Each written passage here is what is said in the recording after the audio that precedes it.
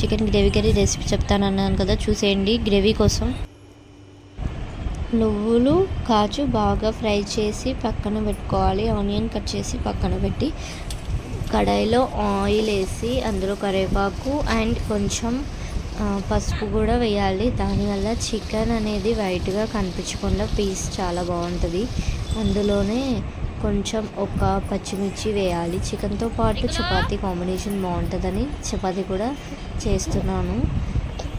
And chicken బాగా వేగిన తర్వాత ఉప్పు కారం వేసి బాగా పీస్ గట్టిగా అయ్యే వరకు ఉడికించాలి. దానివల్ల పీస్ గట్టిగా అవుతేనే టేస్ట్ చాలా బాగుంటుంది. అండ్ ఇందులో ముందుగా మనం మిక్సీ పట్టి పెట్టిన గ్రేవీ ఉంది కదా, అది యాడ్ చేయాలి.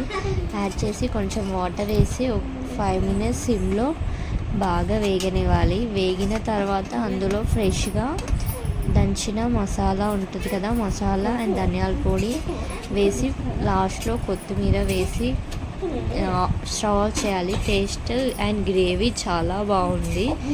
అండ్ చపాతీ కూడా రెడీ అయింది. టేస్ట్ అయితే చాలా బాగా వచ్చింది. చూడండి, కలర్ కూడా చాలా బాగా కనిపిస్తుంది కదా. చపాతీలోకైనా రైస్లోకైనా చాలా టేస్టీగా ఉంది. మీరు కూడా ట్రై చేసి ఎలా వచ్చిందో కామెంట్ చేయండి.